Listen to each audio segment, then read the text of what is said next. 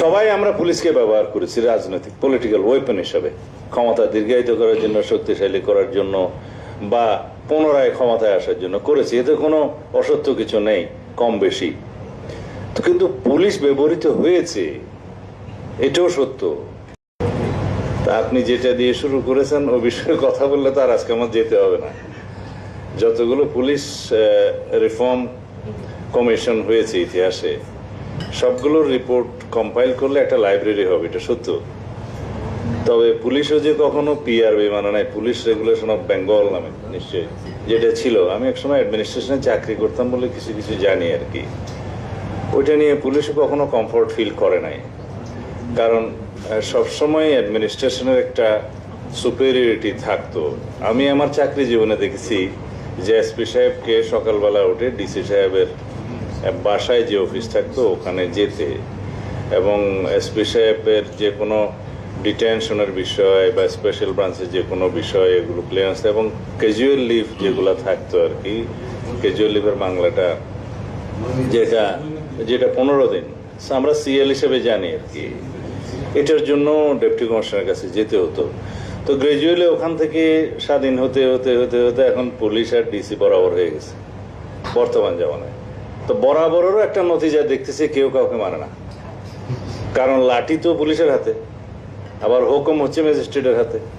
এই ব্যালেন্সটা এখনো আছে বলে বোধহয় জাতিটা এখনো টিকে আছে। ব্রিটিশরা, আমি পুলিশের বিরুদ্ধে বলছি কিন্তু খেয়াল করে, কারণ আমাদেরকেও সামনে পুলিশের মার খেতে হবে জানি, তারপরেও বলছি। তো ব্রিটিশরা যে আইনটা করার সময় এই চেক অ্যান্ড ব্যালেন্সটা করেছে, সেটা একটা প্রিন্সিপালের উপর ভিত্তি করে করেছে যে হুকুম এবং গুলি দুইটা একই হাতে থাকা কখনো আইন হয় না, মানে সুবিধাজনক নিরাপদ হবে না এইটা। এখন পুলিশ রিফরমেশন কমিশন বলেন যাই বলেন, এগুলো সবকিছু পুলিশের সুবিধা বৃদ্ধির জন্য যেন আজ পর্যন্ত করা হয়েছে। বাট আমি চাচ্ছি না যে প্রশাসনের ইন্টারফারেন্স বেশি থাকুক পুলিশের উপরে, সেটাও বলছি না, কিন্তু এটা নির্ধারিত হয় সমাজে আমরা পুলিশকে কিভাবে দেখি তার উপর। বিচার যেমন হয় যে তার চরিত্রটা কিরকম তার উপরে। এখন আপনাদের এই যে ওয়ার্কিং পেপার যেটা দিয়েছেন তার লাস্ট প্যারাটা আমার খুব পছন্দ হয়েছে, সেটা পড়ি আগে। The spirit of the July-August uprising categorically revealed a visible disconnect between people and the police. যেই লিখেছে আমি তাকে পুরস্কার দিতে চাই। Having said that, it also opened up a new window to strike a good deal between them. ঠিক আছে, এটার জন্য আমরা এখনো ওয়েট করতে পারি। এটা কেন হলো? এটার জন্য কি শুধু এক্সিকিউটিভ তার ক্ষমতার লিপসার জন্য তাকে ব্যবহার করছে সেজন্য দায়ী? পুলিশ কি দায়ী না? একতরফা কি কোনোদিন কোনো পাপ হতে পারে? হতে পারে না। এই পুলিশকে বিনষ্ট করেছি আমরা যারাই পলিটিক্যাল গভর্নমেন্টে এসেছি ইতিহাসে, বাংলাদেশের স্বাধীনতার পরের থেকে। আমি তার আগের কথাগুলো বলবো না। সবাই আমরা পুলিশকে ব্যবহার করেছি রাজনৈতিক পলিটিক্যাল ওয়েপন হিসাবে, ক্ষমতা দীর্ঘায়িত করার জন্য, শক্তিশালী করার জন্য বা পুনরায় ক্ষমতায় আসার জন্য করেছি। এতে কোনো অসত্য কিছু নেই, কম বেশি। তো কিন্তু পুলিশ ব্যবহৃত হয়েছে, এটাও সত্য। যারা, আমি 2-1 অনেস্ট পুলিশ অফিসার পেয়েছিলাম আমার জীবনে, তাদের জীবনটা খুব করুণ হয়ে গেছিল, কারণ তারা পুলিশ ডিপার্টমেন্টে অপান্তেয় হয়ে গেছিল, কোথাও টিকতে পারতো না। তা আপনি যদি রিক্রুটমেন্ট থেকে শুরু করে প্রমোশন পর্যন্ত সর্বত্র করাপশনের আশ্রয় নেবেন, সেই পুলিশকে দিয়ে আপনি কি আশা করতে পারেন? সেটাই হয়েছে জুলাই-আগস্ট গণ অভ্যুত্থানে প্রকাশিত হয়েছে। এখন আসেন, আপনি তো বললেন পুলিশ রিফর্ম রিপোর্টগুলো নিয়ে কথা বলতে। এইবারও একটা রিফর্ম কমিশন গঠিত হয়েছে যেগুলো নিয়ে আমরা কথা বলেছি। 6টা মেজর কমিশনের মধ্যে পুলিশ রিফরমেশন কমিশন একটা ছিল, কিন্তু আমরা 5টা রিফরমেশন রিপোর্টের উপরে, কমিশন রিপোর্টের উপরে আলোচনা করেছি। 6 নম্বরটা হচ্ছে পুলিশ, এটা নিয়ে আলোচনা হয়নি। এবং এটার বইটা দেখলাম আমি খুব পরে পেয়েছি, বইটা কষ্ট করে জোগাড় করতে হয়েছে। স্প্রেডশিট যেগুলো দিয়েছিল ওখানে পুলিশ রিফরমেশনের অন্তর্ভুক্তি ছিল না। যখন আমরা ঐক্যমত্য কমিশন আলোচনা করলাম পুলিশ রিফর্ম রিপোর্টের উপরে, বললো যে একটা স্বাধীন পুলিশ কমিশন গঠন করা হোক, আপনারা কি বলেন? সবাই 1 to 1 বললো যে ঠিক আছে, আমরা সবাই এগ্রিড, আমরাও এগ্রিড হলাম। এটা হবে প্রস্তাবিত একটা আইনের ভিত্তিতে, এবং আইনের যে কমিটি গঠন, তাদের পাওয়ার ফাংশন যেগুলো ডিটেল করা হয়েছে সেটা ওখানে ছিল। ওখানে কিছু মাইনর পরামর্শ ছাড়া বাকিরা কেউ কিছু ওখানে পরামর্শ দেয় নাই। পরামর্শগুলো সঠিকই ছিল যে এটা আইন প্রণয়নের মধ্য দিয়ে স্বাধীন পুলিশ কমিশন গঠিত হবে। সেখানে পুলিশ বিভাগের কর্মরত বা এক্স ফরমার সবাই আবেদন করতে পারবে, তাদের বিভিন্ন অভিযোগ দিতে পারবে। বেশিরভাগ থাকবে হলো জনগণ, যারা পুলিশ কর্তৃক বিভিন্নভাবে নির্যাতিত হয়েছে অথবা অনিয়মের শিকার হয়েছে, তাদের অভিযোগগুলো থাকবে, তদন্ত হবে, তারা রিকমেন্ড করবে। সেই রিকমেন্ডেশন রেসপেক্টিভ ডিপার্টমেন্টে গেলে ফর অ্যাকশন সেগুলো মানতে বাধ্য হবে। এই একটা আইন আমরা লাস্টে বলেছি যে তাদের রিকমেন্ডেশন যেন ওই শুধুমাত্র রিকমেন্ডেশন হিসেবে না থাকে, সেটা যেন মানতে বাধ্য করা হয় ডিপার্টমেন্টগুলোকে। সেই আইনের মধ্যে সেই এনফোর্সমেন্টটা থাকবে। এখন তাতে করে পুলিশের মধ্যে যারা নির্যাতিত হবে বা যারা শিকার হবে অন্যায়ের, তারাও যেমন বেনিফিট পাবে, আর জনগণের মধ্যে যারা অন্যায়ের শিকার হবে তারাও বেনিফিট পাবে। সেই হিসাবে একটা স্বাধীন পুলিশ কমিশন যদি গঠিত হয়, যেটা আমরা এগ্রিড হয়েছি, সেটাতে কিছুটা নিষ্কৃতি। এখানে সেই বিষয়ে আপনারা বলেছেন যে statutory police commission citizens expectation, যেটা বলেছেন স্ট্যাটিউট তো এনাক্টমেন্টও স্ট্যাটিউট, তো এটা স্ট্যাটিউট না রেখে ইন্ডিপেন্ডেন্ট শব্দটা আমরা বলেছি, আপনি এটা কারেকশন করে নিতে পারেন। তবে স্বাধীন তো অনেক কিছু আছে বাংলাদেশে, তো কার্যকরভাবে স্বাধীন হওয়াটাই হচ্ছে মুশকিল। তা এখন শুধু নামকে হচ্ছে স্বাধীন হলে তো হবে, ওইটাই তো আপনাদের হাতে পড়বে আগামীতে। না, এইটা হচ্ছে আইনটা থাকবে স্বাধীন পুলিশ কমিশন গঠন, কিন্তু তার গঠন প্রণালী, তাদের মধ্যে যে তদন্ত সংস্থা থাকবে সেটা, তাদের কর্মপরিধি, তারা যে কোনো জায়গায় নিজেরা তদন্ত পরিচালনা করতে পারবেন অথবা নির্দেশ দিতে পারবেন বিভিন্ন বিভাগকে এই বিষয়টি খতিয়ে দেখার জন্য, এবং তাদের রিকমেন্ডেশনসটা যাতে ইমপ্লিমেন্ট হয় সেটা সবচেয়ে জরুরি। সেটাই যদি আইনে বাধ্যবাধকতা আনা হয়, সেটা হবে প্রকৃতপক্ষে স্বাধীনতা। তা আমরা আশা করছি সেরকম একটা স্বাধীন পুলিশ কমিশন গঠন করা যাবে এবং সবাই ঐক্যমত হয়েছে। এই বিষয়ে কোনো পার্টি দ্বিমত হয়নি। এখন দ্বিমত হলে শুধু পুলিশ হলে হইতে পারে, কারণ এর দ্বারা যদি পুলিশ ডিপার্টমেন্টের কেউ ক্ষতিগ্রস্ত হয় ভবিষ্যতে, তাহলে হইতে পারে, এখনো পর্যন্ত হয় নাই। তা আমরা জিজ্ঞেস করলাম এটা আপনাদের রিপোর্টে নাই কেন, বললে যে এই বিষয়টাই কেবল রিফরমেশন কমিশনে কেউ সিদ্ধান্ত নিতে পারে নাই। নিশ্চয়ই এখানে পুলিশের চাপ ছিল, হতে পারে, কিন্তু অথবা ব্যুরোক্রেটদের চাপ ছিল। এখন স্বরাষ্ট্র মন্ত্রণালয়ে গেলে সবাই পুলিশ হয়ে যায়, সে ব্যুরোক্রেট হলেও পুলিশ হয়ে যায়। আমি আমার সিভিল সার্ভিস লাইফে এবং আমার পলিটিক্যাল লাইফে যেটুকু আমি দেখেছি, প্রত্যেকটা গভর্নমেন্ট পুলিশকে খুশি করতে চায়। পুলিশের সমস্ত দাবি দেওয়া, রাজারবাগ পুলিশ লাইনে যখন বাৎসরিক একটা উৎসব হয়, ওখানে প্রধানমন্ত্রী যায়, যারা আদায় করলে যে সব মানতে হবে, আগামীতে ইলেকশন আছে, এই আমি এটা শুনেছি আমার নিজের কানে এবং দেখেছি। এবং আমাদের নেতারা সবাই প্রধানমন্ত্রীকে বলতে যে এটা মানতে হবে, নাহলে আগামী নির্বাচনে তাদের সুবিধা টুবিধা পাওয়া যাবে না ইত্যাদি। এই যে একটা মানসিকতা, এটা আমাদেরকে ধ্বংস করে দিয়েছে। এবং একই মানসিকতা আমি বলবো যে আর একটা গোত্রের ক্ষেত্রেও হয়েছে, যে তাদেরকে কিং মেকার বানিয়ে দেওয়া হয়েছে। এবং গ্রাজুয়ালি সবকটা গভর্নমেন্ট আমরা এই জন্য দায়ী। এই যে যা কিছুই চেয়েছেন সব কিছু দিতে হয়েছে।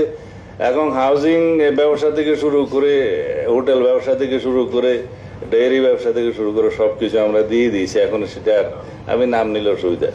তো এখন এইভাবে দিতে দিতে দিতে দিতে এই পুলিশকে এবং অন্যদেরকে যে রাস্তা, যে জায়গায় আমরা তুলে রেখেছি, they became the king maker of the country.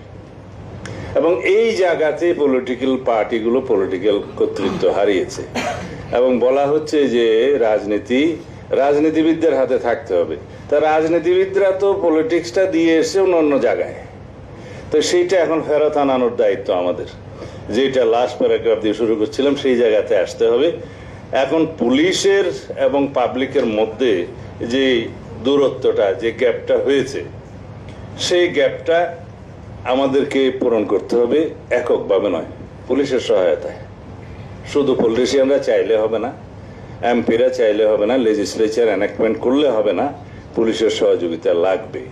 এখন আমাদের সোসাইটিতে একটা কথা বিশেষভাবে আমরা বলতে চাই যে পুলিশকে আমরা যতই বলি দূষিত হয়েছে, নৈতিকতা হারিয়েছে, বিভিন্নভাবে তারা এখনো পর্যন্ত সংগঠিত হতে পারে নাই এবং আইন প্রয়োগকারী সংস্থা হিসেবে তারা এখন প্রাইম ল এনফোর্সিং এজেন্সি হিসেবে আর কাজ করতে পারছে না।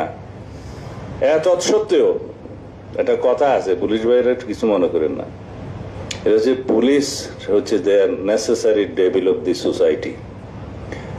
শয়তান তো বটেই, কিন্তু এই শয়তান ছাড়া চলবে না, দেশ চলবে না, সোসাইটি চলবে না, আরো বেশি নৈরাজ্যকর পরিস্থিতি সৃষ্টি হবে। সুতরাং এই পুলিশকেই আমাদেরকে রিফাইন করতে হবে, এটাকে রিফর্ম করতে হবে, জনবান্ধব করতে হবে এবং জনগণের বন্ধু হিসাবে যাতে গ্রাজুয়ালি প্রতিভাত হতে পারে সেই রকম মন মানসিকতা আমাদেরকে গড়ে তুলতে হবে। Politician, both administration and police, এইখানে যদি আমরা পরস্পর সহযোগিতা করে কাজ না করি, এই প্রায় নুয়ে পড়ায় পুলিশ ব্যবস্থাকে আমরা আর জাগ্রত করতে পারবো না। পুলিশের দূষণ সবচেয়ে বেশি জনসমক্ষে আলোচিত হয়, কারণ end of the day it is the police যার কাছে সবাইকে যেতে হয়, ঘুরে ফিরে এক্সিকিউশন লেভেলটা হচ্ছে পুলিশ। তো সুতরাং পুলিশের সাথে জনগণের যেহেতু সরাসরি সম্পর্ক, সুতরাং এখানে দূষিত হওয়ার সম্ভাবনাও বেশি থাকে। সেই জন্য আমাদের মানসিকতার পরিবর্তন সবচেয়ে বেশি জরুরি। এই মানসিকতা যেমন পুলিশের পক্ষ থেকেও আমাদের মোটিভেশনাল ওয়ার্কের মধ্যে দিয়ে পুলিশ ফোর্সটাকে মোরালি জাগ্রত করতে হবে, তেমনি আমাদের এনাক্টমেন্টও আনতে হবে এবং আমাদের জনগণকেও সেই মানসিকতাটা ধারণ করতে হবে। এখন এই যে 5ই আগস্টের পরে 2024-এর যত মামলা হয়েছে এবং এরপরে যত মব ক্রাইসিস হয়েছে, এই দুইটা জিনিস এই সরকারের সবচেয়ে বেশি ড্যামেজ করেছে, জনগণের ড্যামেজ করেছে। তার মধ্যে একটা মামলায় 2000-5000 জন মামলা দিয়ে দিয়েছে, যার সাথে মামলার কোনো সম্পর্ক নাই, কিন্তু এই মামলাটা রেকর্ড করে কে? পুলিশ। আগে আমরা মামলা নিতে পারে না, আমি যেমন আমাকে গুম করা হলো, আমার ওয়াইফ জিডিও করতে পারে নাই, পুলিশ বলেছে যে আমার পক্ষে নেওয়া সম্ভব না। তো এই এখতিয়ারটা যেহেতু আইনে পুলিশের কাছে দেয়া আছে, সেটার মিসইউজ করার সুযোগও তাদের কাছে আছে। এফআইআর না নিলে আপনি যেতে পারেন থানায়, কোর্টে আপনি মামলা করে সেটাতে ইনকোয়ারির জন্য আবার ওই থানাতেই তো পাঠাবে। তো যেই থানায় বললো যে আমি এখানে মামলা নেবো না, সে কি ইনকোয়ারি করবে? স্বাধীনতা আছে। এফআইআর বইতে কিছু পাতা ওরা ব্ল্যাঙ্ক রাখে যাতে ভূতাপেক্ষ অনুমোদন সহ আগের মামলা রেকর্ড করে নিতে পারে আর কি। এগুলো ইন্সপেকশন করবে কি? ইন্সপেকশন যারা করবে, কথা বললেন যে জুডিশিয়ারির, আমরা এই ইন্সপেকশনের দায়িত্ব পুলিশ কমিশনকেও দিতে চাই এখানে, যাতে যে কোনো সময় বিনা নোটিসে থানায় অথবা যে কোনো জায়গায় তারা ইনকোয়ারি করতে পারে একদম বিনা নোটিসে এবং মেজার্স নিতে পারে। এগুলো করলে অন্তত চেক অ্যান্ড ব্যালেন্স হবে। জুডিশিয়ারিকে আইজি সাহেব বললেন যে জুডিশিয়ারিকে একটা ওভারসাইট দেওয়া যায় কিনা। তো জুডিশিয়ারির ওভারসাইট তো এখনো জুডিশিয়াল ক্যাপাসিটিতে আছে, কিন্তু তাতে কি কার্যকর কিছু হয়? আমার জুডিশিয়াল আমি জুডিশিয়াল কাজ করেছিলাম ম্যাজিস্ট্রেট হিসেবে, সেই জন্য আমার অভিজ্ঞতা বলছি, কিন্তু সেটা কখনো কার্যকর কিছু হয় নাই। এন্ড অফ দি ডে পুলিশকে সবাই ডরায়, এটা হচ্ছে কথা। আমার কর্মজীবন আমি দেখেছি যে অনেক ওসিরা টিওনোর বাসায় ডাকাতি করাইতো পরিকল্পিতভাবে, সম্পর্ক ভালো না, এটা আমার জীবন আমি দেখেছি। তো এই মানসিকতাকে পরিবর্তন করতে হবে, কারণ আমরা যদি নিজেরা রিফাইন্ড না হই, মানসিক সংস্কার যদি আমাদের না হয়, আইন দিয়ে কখনো এই সংস্কার হবে না। খুব বেশি করে দরকার হলো যে আমাদের এই একটা সুযোগ আসছে এই জুলাই গণ অভ্যুত্থানের পরবর্তীতে, আমরা যেন একটা মোটিভেশনাল ওয়ার্কের মধ্য দিয়ে পুলিশের মডেলটাকে চেঞ্জ করি, জনবান্ধব করি। আইন কানুন তো সাথে থাকবেই। তারপরে যেগুলো আপনারা বলতে পারতেন যে রুলিং পার্টি হিসেবে ভবিষ্যতে যারাই আসুক তাদের কর্মকাণ্ডটা কি হবে, সেটা তো ভাই সাহেব দেখার বিষয়। আমাদের তো অনেক সংস্কার প্রস্তাব করা আছে, অনেক ভালো ভালো কথা আমরা বলছি, কিন্তু সেটা দেখার বিষয়। আমরা এখন বলে যাব, এখন এই করব সেই করব, অনেক ভালো ভালো কথা বলে যাব, কিন্তু আমাদের পক্ষ থেকে আমরা এখন বলতে পারি যে গণতান্ত্রিক মন মানসিকতা, বিরোধী দলে যাওয়ার মন মানসিকতা আমাদের সকল রাজনৈতিক দলের মধ্যে সৃষ্টি হয়েছে। আমরা বুঝতে পেরেছি যে যারাই সরকারে যাক তাদের জন্য এমন বদ্ধমূল ধারণা না থাকে যে আগামীবার তারা বিরোধী দলে যাবে না। বিরোধী দলে যাওয়ার জন্য যেই মানসিক প্রস্তুতিটা থাকবে, রাষ্ট্রের সুশাসনটা জারি হবে, এবং তাহলে পরেই পুলিশকে পলিটিক্যাল ওয়েপন হিসেবে ব্যবহার করবে না।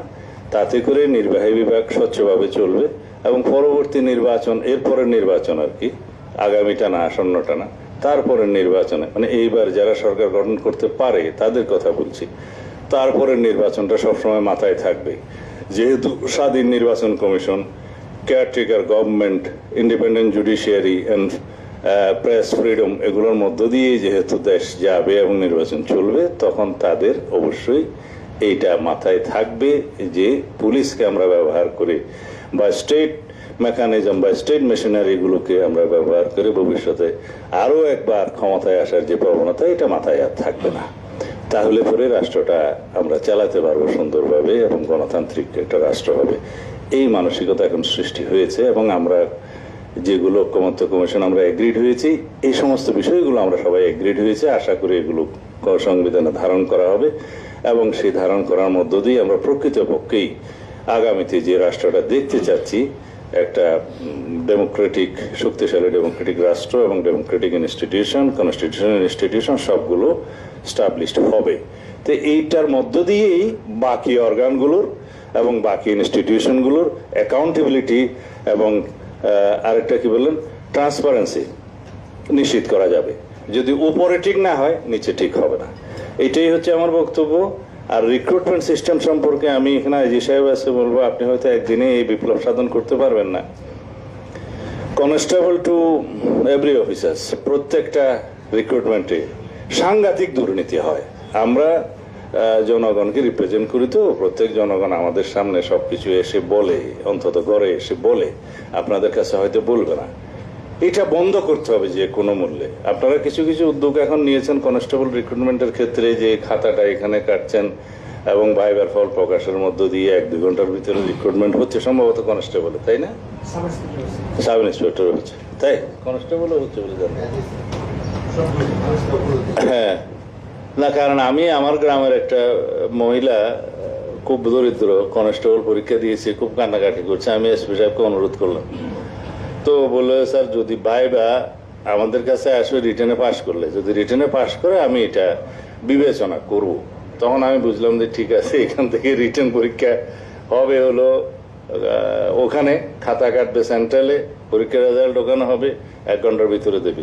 এইরকম সিস্টেমগুলো যদি আমরা করতে পারি, তাহলে সব লেভেলে অ্যাটলিস্ট ওইটা তো পাবলিক সার্ভিস কমিশনগুলোর বাদে বলছি, তাহলে অন্তত এই রিক্রুটমেন্টের মধ্য দিয়ে আপনারা দুর্নীতিটা এখানেই কিন্তু কমাতে পারবেন, রোধ করতে পারবেন। আগে যেটা খুব বেশি দেখেছি যে এখানেই রিক্রুটমেন্টের মধ্যে অনেক দুর্নীতি।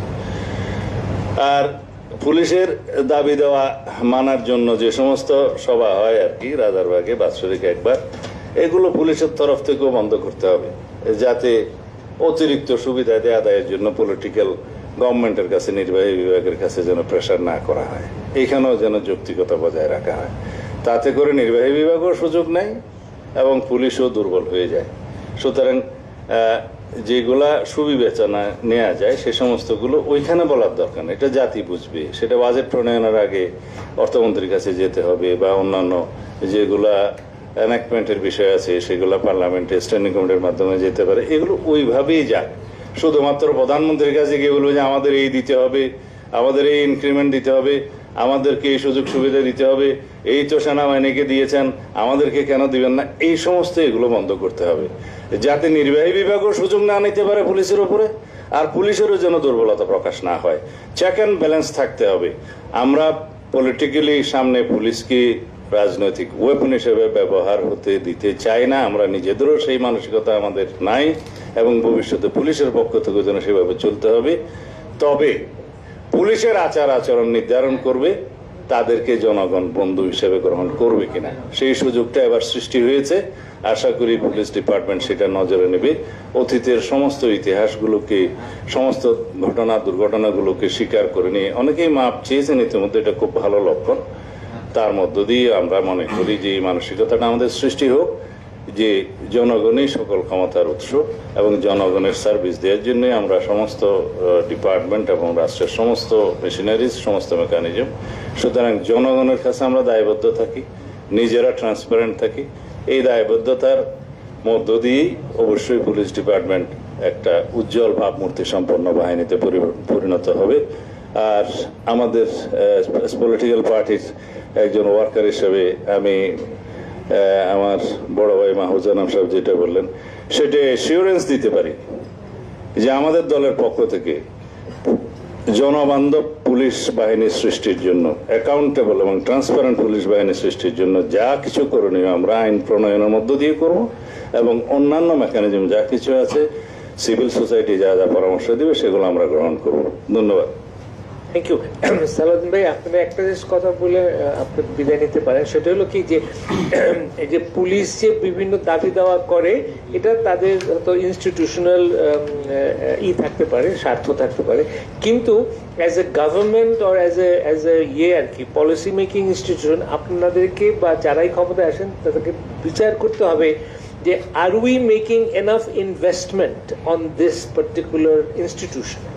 ধরেন আপনি স্বাস্থ্য খাতে কত ব্যয় করবেন, এডুকেশনে কত ব্যয় করবেন, এগুলো যখন বিচার হয় সেভাবে পুলিশ, বিকজ আফটার অল একটা good ethical police will generate that sort of A confidence in the people যে তারা পরে আরো বেশি কাজ করবে, তারা নিশ্চিত বোধ করবে।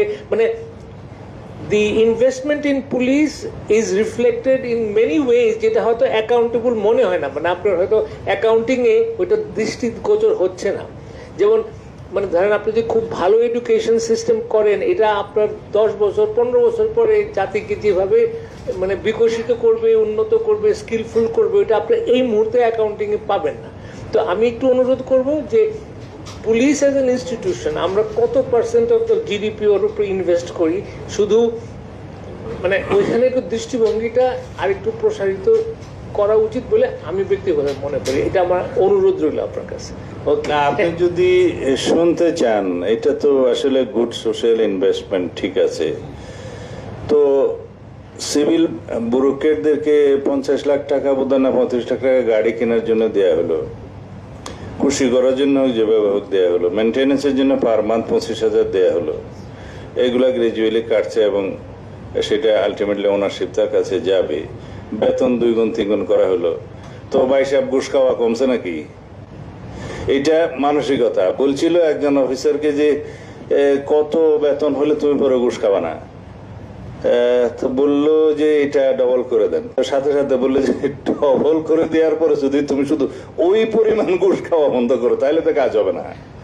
এটা মানসিকতার ব্যাপার। আপনি কত ইনভেস্ট করবেন এবং পুলিশের বেতন কত বৃদ্ধি করবেন, রিস্ক ম্যানেজমেন্ট বা রিস্ক ফান্ড কত দিবেন, বা কোনো দায়িত্বে থাকাকালীন সময়ে মৃত্যু হলে তার জন্য বেনিফিট কি দিবেন ইত্যাদি সব কিছু করতে হবে। কিন্তু তারপরেও আমি বলবো এখানে অ্যাকাউন্টেবিলিটি, ওভারসাইট এবং ট্রান্সপারেন্সি বাড়ানোর মধ্য দিয়ে তাদেরকে জনবান্ধব করতে হবে, এটা রাতারাতি হবে না। একমত আপনার সঙ্গে। এনিওয়ে, তো এখন আমি একটু জ্যোতির্ময় বড়ুয়া ওনাকে অনুরোধ করি, বলেন ফ্রম এ লয়ার্স পার্সপেক্টিভ আপনি যাবেন। আপনি যেতে চাইলে তো আমি না করতে পারবো না, বাট অনেক ধন্যবাদ আসার। না, আমি এটা অনেক আগে প্রোগ্রাম নিয়ে এনেছিলাম ওই শাইখুল হাদিস পরিষদ